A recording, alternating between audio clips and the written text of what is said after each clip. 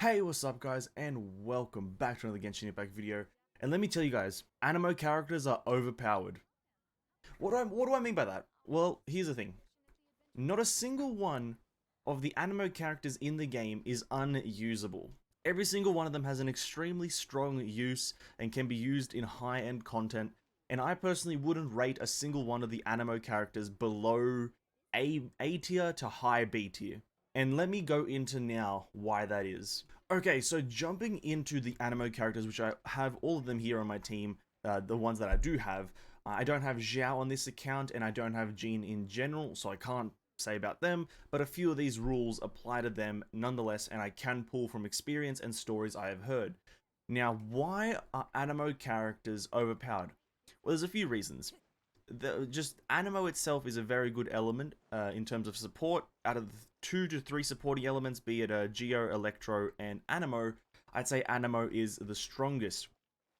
And there's one reason that Anemo is universally strong. And now let me just cover that just right off the start of one reason why it's universally just very good to have.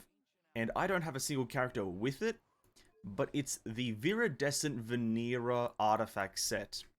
Now, I don't actually have it because I'm stingy like that and haven't farmed it out. But if we jump into the domain where you get it, this artifact is the strongest artifact in the game, personally, on a completely wide range scale. In terms of specific things, probably not. There's probably stronger, something like Noblesse, or even, you know, other stuff like Chivalry, whatever. There's other ones that are probably stronger at specific things. But in terms of universally, you know, having this one on an Anemo character, they'll just be good. Because what you get from this is a 15% Anemo damage bonus, so the Anemo character with this set on does more damage. Who doesn't like that? And then the 4 set, which is the reason why it's so strong, and that the increases swell damage by another 60%. So the reaction between Anemo and any of the other elements, be it Electro, Cryo, Pyro, or Hydro, is increased by 60%, which is a pretty big percentage. And then also decreases the opponent's elemental resistance to the element infused with the swirl by 40% for 10 seconds. It's pretty much, you have a massive power boost just on an artifact set. And here's the thing, you can slap this on any character. You can slap a 4 set on a 4 set Viridescent on a level 30 Sayu, and it'll be just as effective as a level 90 Sayu or a level 90 Kazuha. So that's the power behind this artifact set, is that no matter what you do, you could slap it on any Anemo character and it will do justice. Now, I don't think I have it, you know, I don't actually have any good pieces, and I'm not really too fussed about it. But the power and potential of this set is insane. Now, that is just one reason as to why Anemo is good, but that applies to all characters. Now let's break down at least these 4 characters that I have here, and then I'll comment on the other 2 as we go. But let's now break down why each and every Anemo character has a massive redeeming feature. Venti. Venti, Venti, Venti. The character who started it all. The character who broke the game on launch. The character who people didn't roll on launch, and then he's rerun skyrocketed in popularity. The character that everyone wants, but then once you get Kazuha, you change your mind. So Venti is the Anemo Archon, an Anemo character, and he's known for his Vortex. He's known for his black hole that he sucks up enemies into, collects items, all the good stuff. And whilst that is fine and dandy, that's pretty much all he brings to the table. He brings an extremely strong, I will say, CC potential to enemies that are small. So small Hilichurls, Slimes, treasure hoarders, a few of the Kairagi. He brings potential with that. He does lose a lot of value though when you put him up against things like the Geo Vishaps or the small Geo Vishaps. He loses an extreme amount of value when you put him up against those types of enemies that can't do that, because they'll just walk out of his black hole. So that's a bit of a downside. Going into his actual kit though, he doesn't have too much redeeming features apart from his Q. The Q is pretty much the main focus of his whole kit, the whole suck up. This is a little holding his elemental skill, which just sends you up into the air, is cool and all. but you know, it's a lengthy animation and, you know, kind of moderately pointless. I guess if you want a kind of a plunging attack build with a different character, he can provide a constant kind of upstream to jump up into the air and do slam attacks, so that's a pretty cool feature. Other than that, he doesn't really have anything else, I don't believe. Storm Eye, that's mainly for him. Wind Rider, gliding consumption, not really that great. And everything else he does or has is just Anemo damage. So really, when you're going for Venti and you're trying to get Venti, all you're really rolling for is his elemental burst. Now, for this whole kind of video, I'm not really going to be taking into consideration like constellations, because it's not really something that I think people should strive towards. I feel like constellations is if you're a whale or something like that, or if you're a high spender, go for it. But as a free-to-play player, I think just getting the character is good enough. But yeah, not going to really look at the constellations for now. And another downside, personally for me, in terms of Venti, now this is a personal preference, but I thought I would say it, is that he is a bow character. And that is just kind of something that is, in this type of game where the aiming is not exactly 100% easy to do, and in general, like harder to do mid-combat. If the character's not built for it specifically, you might struggle to use him if you want him to do a main DPS. I don't recommend you do main DPS Venti, but that's what it is. That is the Venti side of the video. He is a good character if you just want him for his elemental burst. But other than that, I can't recommend him. But still, if you do have him, and you don't have any of the other Anemo characters by chance, you don't have Sucrose or Sayu, but you got Venti somehow, well then by all means, just chuck on the Viridescent Venera set, and you'll pretty much be good, and you have his elemental burst. Venti, let's give him a 3 out of 5 stars. Sucrose. Now, Sucrose is another character that was, I think, a part of the base game. Don't quote me on that, because I can't quite remember that far back. But I'll be going in moderate kind of release date order. Now, Sucrose is a good character, and she was the go-to for a long time in terms of elemental shredding, and elemental buffing, and just elemental damage increasing. She's, out of all these characters that I'm talking about today, which is all 6 of the Anemo characters, she is pretty much one of the top 2 to 3 that I'd recommend in terms of, you know, using as a support. You can do it as a main DPS, but, you know, it is what it is. I recommend her for support. Now, why would I recommend her for support? On top of the fact that she is a Anemo character, so she can get and use Viridescent Venera. On top of that, her whole kit is designed in buffing the player and buffing the team. So here's the first little buff that she gets. Her first passive talent is when Sucrose triggers a swirl reaction, all characters with a matching element have their elemental mastery increased by 50%. By 50 for 8 seconds. Why that is good is if you're going for a reaction type build. So if you're going for, like, let's say, Melt Hu Tao or Vaporize Tartaglia or something like that, then this 50% elemental mastery is extremely potent when you want to go for that massive one hit. On top of her first passive talent, which is a damage boost, she has her second passive talent, which is a damage boost. So when a stable Anemo Hypostasis, which is her elemental skill, creation, blah blah blah, or forbidden, whatever, when her elemental skill or burst hits an opponent, it increases all party members, excluding Sucrose, elemental mastery by an amount equal to 20% of her own elemental mastery. So you would usually just do a Viridescent Venera elemental mastery build for her, which will then, you know, at base she has, well, right now I have 20 with no artifacts on, and I don't believe her weapon, oh never mind, it is an elemental mastery weapon. So she starts off with 0 and you buff it up, and, you know, having just 100 elemental mastery, you would get quick maths, 20 elemental mastery to the whole team. And I'm pretty sure you can go very high with the elemental mastery if you build specifically for it. So that is another massive redeeming factor for her, is that both her first and second passive talent boost your elemental mastery by a pretty big amount. Her third passive talent, not so impressive, doesn't really matter there. Now, on top of her having that massive amount of elemental mastery boosting, the Viridescent Venera elemental shredding, she also is pretty much a, let's say, a 50% of a Venti. I don't have an elemental burst on me, but I'll just play a clip of it happening.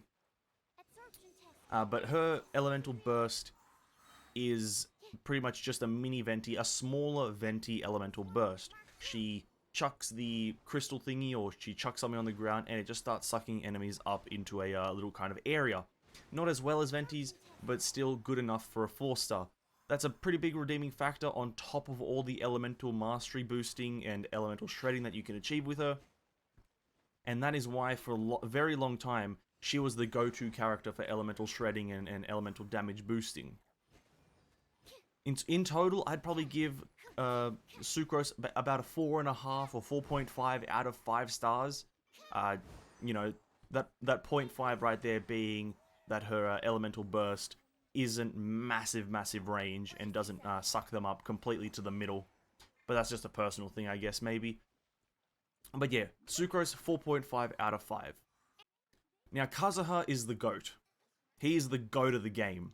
He is the king. He's the dual elemental god. Kazuha is pretty much Venti, but better. He's Sucrose, but better. He's the creation of Venti and Sucrose into one character, and better. It's just better. Now, let's go into why that is. Obviously, Anemo character, Viridescent Vanilla, is a potential build on him. If you're going for a full support on him, I don't do a full support on him, mainly because I like him as a character, and I want him to be my main DPS. But you can do a full support, and that's pretty much the recommended way you do it, because he does an extreme amount of damage supporting with all the stuff that he has. So, tick 1, Viridescent Vanilla. Now, his second passive talent is where we want to be looking at. Upon triggering a swirl reaction, Kazuha will grant all party members 0.04% elemental damage bonus to the element absorbed by the swirl for every point of elemental mastery he has for 8 seconds. Bonuses for different elements obtained through this method can coexist. This is one of the most potent damage buffs in the game, and it's the reason that he is kind of now used as the standard Anemo shredding elemental damage boosting character. Before him, it was Sucrose, and Sucrose was doing a phenomenal job about it.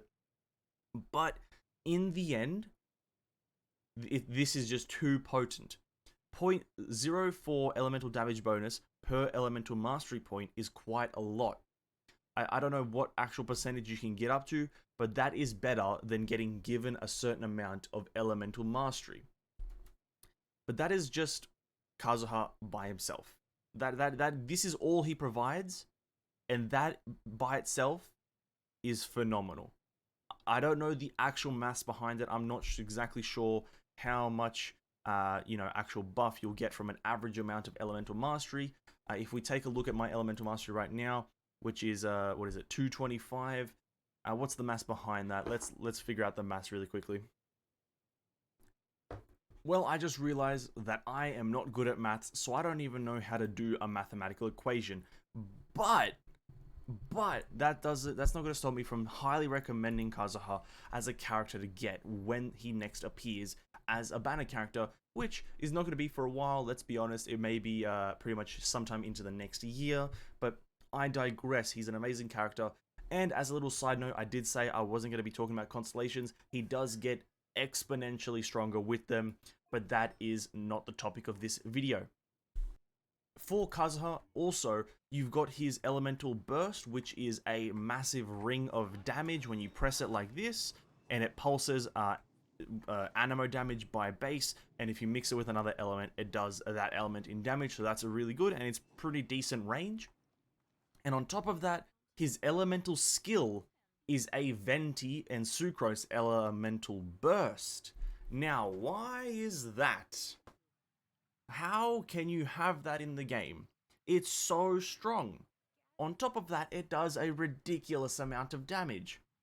His elemental skill, he sucks up the enemies and then he slams down on them, causing a mini vortex. And this is on a 4-second cooldown. Oh look, I've got it back up again. This is the power of Kazuha. This is the main reason I use him. This right here, his elemental skill, is the main reason I use him. And that only gets better with constellations. But again, not the topic of the video. He is a cracked character, and I highly recommend the next time he comes in, you guys get him. For Kazuha, I'm giving him a 5 out of 5 stars. He's really just the pinnacle of all character teams, and he is kind of the carry for mine. And, 5 out of 5 stars for Kazuha. Going on to Sayu, the small raccoon ninja girl. This character, a great character in my opinion. Good movement, good maneuverability, good movement speed. Everything about her pretty good. Now, she's not much of a damage support as she's a healer. She scales with HP percent and whatnot. And her elemental skill, as you can tell, just moves me around a lot.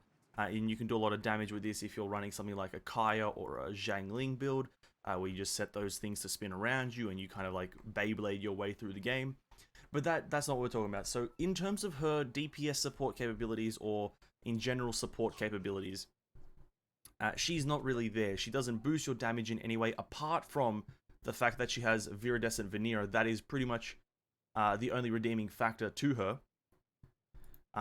Other than that, she's got no talents that boost damage. I don't believe she has.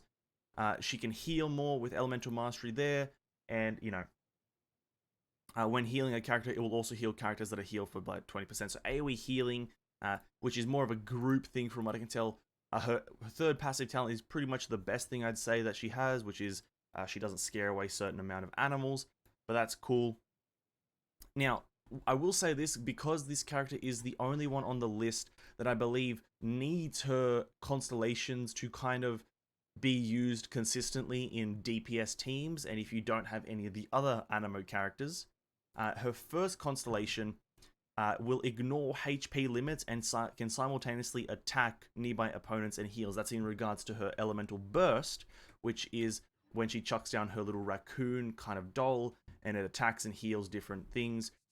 I'd say for Sayu, you do need her Constellation 1 to kind of use her in a team. You can use her specifically for Viridescent Veneer, but I'd still recommend at least the next time she's in the banner or next time she's out, get her Constellation 1, or if you already have it, you could build her for a bit of Elemental Shredding with Viridescent and a bit of consistent damage with her Elemental Burst. For Sayu's score, I'm going to give Sayu a crispy maybe 2.5 to 3 out of 5, somewhere around that range. She's on the slightly less effective side, mainly because she doesn't have any damage boosting apart from the Viridescent Veneer set. And you kind of do need her Constellation 1 to consistently use her. She does obviously get a lot better as a solo character with more constellations, but even though I'm recommending only one constellation, that's still not the premise of the video. I don't really want to recommend constellations. But her first one is the only one I'd recommend if you're trying to use her consistently throughout your whole team composition and whatnot. So yeah, she sits at a solid 2.5 to 3 out of 5. So now I'm going to talk about Xiao and Jean. Now, I don't have Jean in any way sense of the word, but I do have Xiao on my other account. And so for Xiao, he's not, like, in terms of support capabilities, he's not there. He's not a character that you really want to use as a support. He's a main DPS build.